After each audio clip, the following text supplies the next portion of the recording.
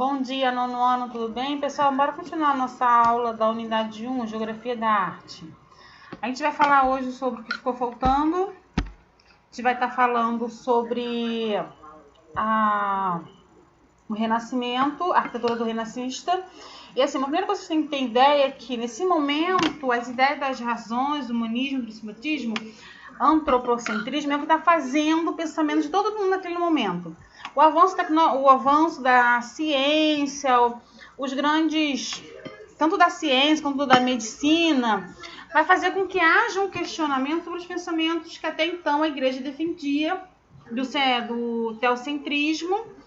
Então, assim, isso faz com que o homem comece a olhar para si e começar a pensar em quem ele é, como ele é formado e como ele é construído.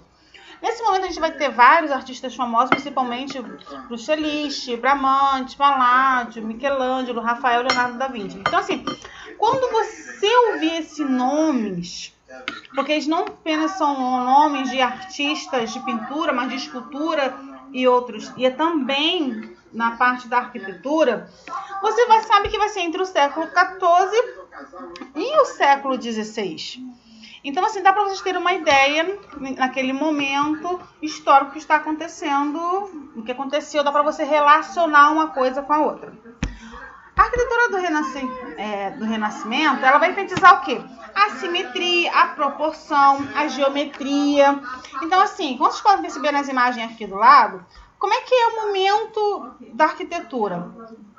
São essas cúpulas grandonas, são perfis irregulares, são sistemas proporcionais mais complexos.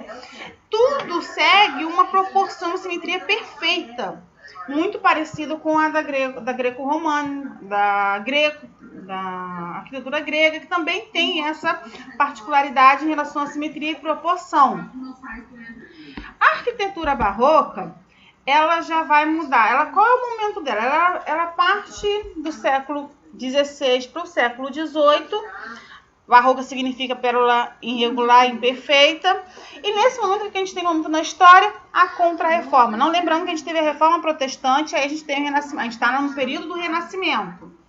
Quando tem essa Contra-Reforma da Igreja Católica, que vem revalidar os seus dogmas da Igreja, considerando como verdade absoluta, nós vamos ter a Contra-Reforma. E dentro dessa Contra-Reforma, ela vai estar, quando você começa o período barroco, então tudo aquilo que foi produzido nesse momento faz parte da arquitetura barroca. Quais são as características da arquitetura barroca? Ela será mais subjetiva, situosa e ornamentada. Se vocês puderem perceber uma diferenciação, e ela vai estar no período artístico que tem a manipulação visual para alongar, assim, para deixar os prédios um pouco maiores. Você olha para determinados prédios, que nem que tem na Basílica de São Judas aqui em Minas Gerais, ela vai ter essas pontiagudas, as cruzes, nos altos dos prédios, para mostrar que elas são mais longas, que elas são maiores. Ela vai trabalhar muito a ideia de movimento através das suas colunas, através de pavimento que passa um pelo outro. Então, assim, há uma diferenciação entre a do Renascimento, vocês podem perceber aqui, porque elas são mais côncavas, elas são mais redondinhas, tem um momento de pontiagudo, mas não tão alto quanto a do Barroco. Ela é um pouco mais simétrica, um pouco mais perfeita. Já na Barroca, não.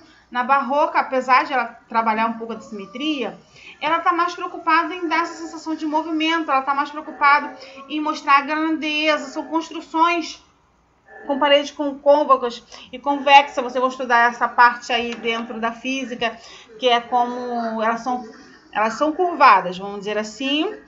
São curvadas para dentro ou para fora. Significa isso. Frontões interrompidos, que parece que a obra parou ali no meio do caminho. Colunas torsas, que são colunas um pouco mais altas, um pouco mais detalhadas. E assim, dentro da Renascimento, a maioria dessas construções foram construções das igrejas naquele momento, a igreja protestante, grandes catedrais, e na Barroca também. Na Barroca vai surgir muitas igrejas e alguns prédios públicos, mas também muitas igrejas voltadas, seguindo o ritmo da Idade Média, que tinha aquela parte da Idade Média e também do Renascimento. Renascimento não, desculpa. Da Idade Média, do Romantismo, quando tinha, que a gente falou na última aula, aquelas construções do gótico. Então, assim, o barroco ele vai seguir um pouco também essa característica, mas não tanto quanto o gótico. Aí, do Renascimento e do barroco, a gente vem para a arquitetura neoclássica, que aí ela vai ser do final do século XVIII para o século XX, e uma das principais coisas que vai influenciar a neoclássica vai ser o iluminismo. Então, assim, o neoclássico é voltar para a arquitetura greco-romana, com as suas colunas, os seus frontões, os arcos, os balustres, porque o iluminismo ele começa a estudar sobre os filósofos antigos, e ao estudar a história, isso vai fazer com que a arquitetura neoclássica surja de novo. Ela vai ter determinadas características, como assim, o uso da proporção e da simetria, como o Renascimento, plantas um pouco mais regulares, mais geométricas. Ela vai voltar à arquitetura do Coríntios, da Dórica, das Jônicas. Vai ter materiais mais nobres, como o mármore, o granito e a madeira. Ela vai ter mais momentos, vai ter processos térmicos um pouco muito mais avançados, linhas ortogonais, assim. O neoclássico é voltar àquela arquitetura do grego-romano que a gente já falou sobre a aula passada, mas com novas características. Aqui tá alguns exemplos, vocês podem perceber a simetria, a proporção, os dois lados são parecidos.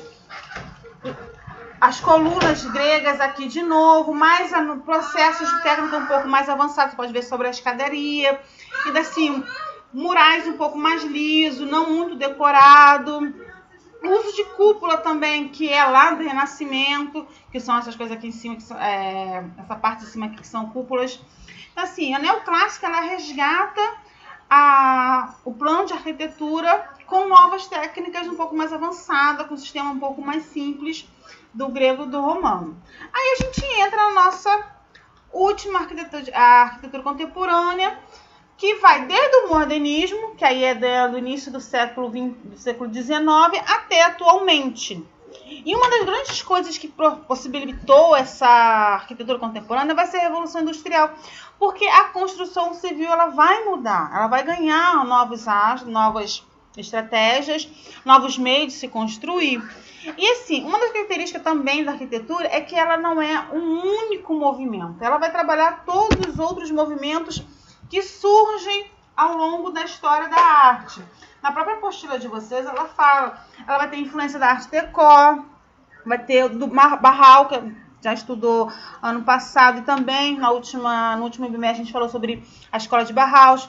Ela vai ter arquitetura construtivista, ela vai estar muito voltado para o pós-moderno. Então, assim, ela não segue uma estética e uma proposta única, ela vai fazer uma mesclação de correntes anteriores e movimentos novos da arte que vai surgindo. Então, assim, ela não tem um caráter nem óbvio e ela é totalmente plural, por envolver outras arquiteturas, envolver outros movimentos artísticos, dando até mesmo uma nova roupagem. Quais são as principais características da arquitetura contemporânea? Uma delas, ela não está apenas focada na beleza, mas ela vai estar voltada também no design. Nem apenas aquela beleza de amostrar, a gente lembra que a gente estudou sobre o movimento Barroco, em que ele não estava preocupado apenas com a beleza dos produtos, mas também com a sua funcionalidade, que ela tinha que ser algo funcional. Há uma preocupação com a sustentabilidade. Uma das características da arte contemporânea é isso, é você criar construções arquitetônicas que esteja incluída, que esteja em um bom funcionamento com a natureza. E dentro dessa preocupação da sustentabilidade vai surgir projetos com materiais reciclados e estruturas que consomem poucas energias. Aí surgem os prédios espelhados, os prédios com espaços um pouco mais abertos, você tem janelões para que entre a energia, para que você venha consumir pouca energia elétrica. Você vai ter ambiente um pouco mais urbanizado, aí você vai entrar a parte da urbanização. Os prédios vão estar muito mais em harmonia com a natureza, então você tem determinados lugares que você entra que tem jardins lindos, que tem árvores dentro, até mesmo no meio do pátio, constrói o prédio e a sua volta cria o pátio no meio, e ali você tem até mesmo flores, você vai ter umas árvores, tudo dentro de uma harmonia. A estética funcional sofisticada significa que não é só porque não está preocupado com a beleza, que não vai ser algo sofisticado, que não vai ser algo bonito de se ver, pelo contrário, vai continuar com a beleza, mas vai estar pensando no quê? Na estética e na funcionalidade. Que aí a gente vai ter o movimento barral, isso aí faz parte da arte decor, isso faz parte da arquitetura construtivista. A valorização do minimalismo, que significa mínimo, é você fazer determinadas construções com mexer no mínimo possível do espaço, você se adequar àquele espaço, e a potencialização dos espaços abertos. A gente tem muitos shoppings atualmente em que você tem que não é mais totalmente fechado, você tem aquelas áreas abertas, você tem a loja, aí você tem a praça de alimentação e você tem espaço um pouco mais aberto. Tudo isso vai fazer parte do quê? Da arte contemporânea, da arte atualizada.